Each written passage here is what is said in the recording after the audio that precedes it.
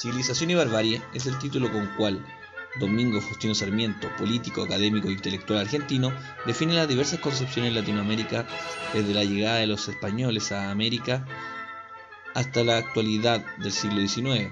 Como estas dos perspectivas están aún presentes, por una parte el progreso traído por los españoles y representado por los burgueses de la época, los cuales con sus ideales trajeron todo lo que era la modernidad en sus construcciones, en sus castillos, en sus mansiones y en los negocios. Pero por otra parte también se encuentra la barbarie, traída también por los españoles. Esta es representada en el siglo XIX los gauchos y campesinos, los cuales seguían su instinto para poder sobrevivir. Por su parte, Benjamín Vicuña Maquena, político e historiador chileno, contribuye con el progreso de la ciudad de Santiago. Como intendente, es recordada por los cambios estructurales de la naciente capital del país. Obras tales como la remodelación del Cerro Santa Lucía, la restauración de la cárcel pública o la canalización del río Mapocho quedarán marcadas para siempre en la historia chilena.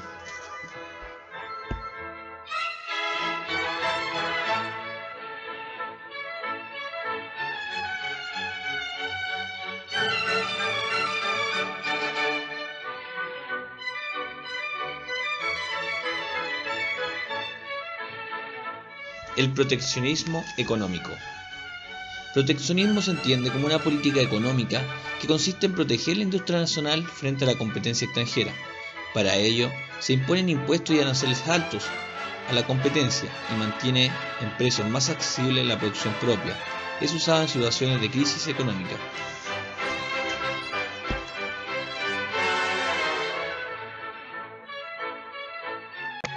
El liberalismo. El liberalismo doctrinario es el representante de las nuevas clases motores del progreso económico y social del siglo XIX. El liberalismo representó la necesidad de liberación de su espíritu, la posibilidad de ejercer derechos de conciencia que hasta entonces se encontraban vedados. Así, las llamadas leyes laicas no solo representaban un anhelo de dar satisfacción a necesidades reales de modernizar la legislación, producto de la nueva realidad económica y social, sino también daban respuesta a las minorías, tanto religiosas, culturales como políticas, cuyos derechos eran desconocidos por el sistema legal entonces existentes. ¿Qué son las leyes laicas? La influencia liberal de fines del siglo XIX derivó en un debate que buscaba la separación entre el Estado y la Iglesia. La sociedad chilena, profundamente conservadora, inscribía nacimientos, entierros y matrimonios en los registros de la Iglesia Católica, un estatus que le daba poder e influencia al clero que el presidente Domingo Santamaría quería terminar. Que la Iglesia no debe ser interventora o no debe ingerir en la toma de decisiones de carácter político, de carácter público. Porque el rol del Estado debe asegurar la igualdad como condición necesaria para la comunidad de la República. La designación de Francisco de Paula Taforó como arzobispo de Santiago fue rechazada por el Vaticano, lo que derivó en la molestia por parte de Domingo Santamaría.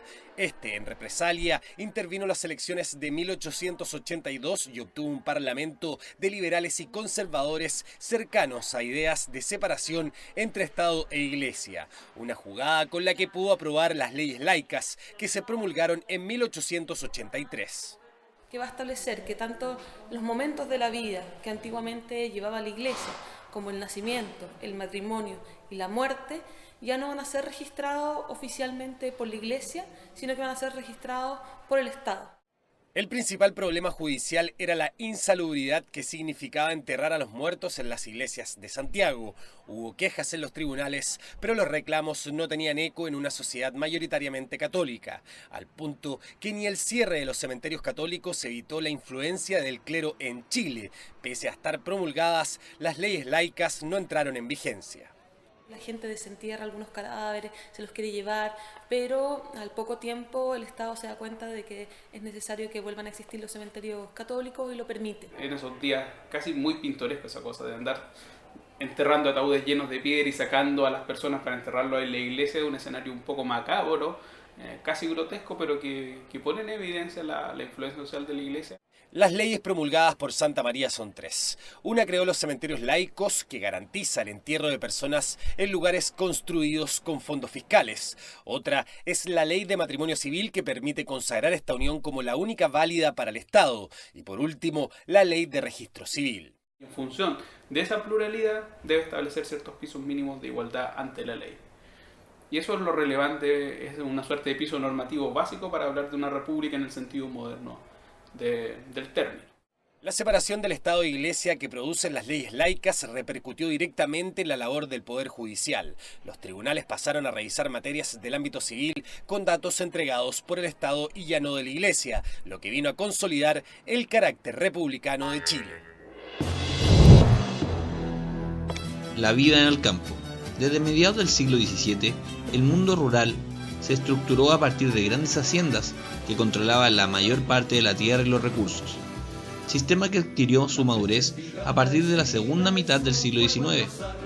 La vida campesina giraba en torno a ellas, puesto que el grueso de la población trabajaba en las mismas haciendas, ya fuera como inquilinos permanentes o como peones de temporada. Era un orden bastante estable, pero los deseos de establecer algo propio y heredable a sus hijos despertó en el campesino la fuerza para salir de las haciendas y emigrar a las ciudades en busca de oportunidades de trabajo.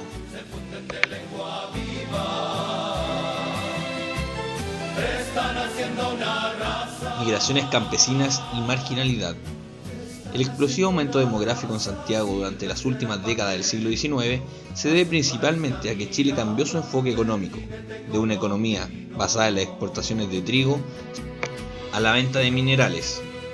Esto lleva a muchos campesinos a abandonar sus tierras en la zona central y sur del país para migrar en dirección a los campamentos mineros del norte o establecerse en la capital, Santiago. Esas pequeñas ciudades son el primer eslabón de poblamiento del campo y también el principal paso para el progreso tanto individual como del país. Pero las ciudades no estaban preparadas para esta oleada de nuevos obreros en busca de trabajo. Comenzaba así una crisis o colapso urbanístico. Los centros urbanos experimentaron un rápido aumento de su población, trayendo una serie de problemas como el déficit habitacional, el hacinamiento, formación de guetos en la periferia, problemas de salubridad, generando enfermedades y epidemias como el tifus, la peste bubónica, el cólera, entre otros. Aumentó el alcoholismo, los quiebres familiares, la prostitución, delincuencia e inflación económica, ya que los trabajos y sus bajos salarios no alcanzan para cubrir la necesidad básica de las familias. Nace así la llamada cuestión social. La modernización urbana, arquitectura y estilo.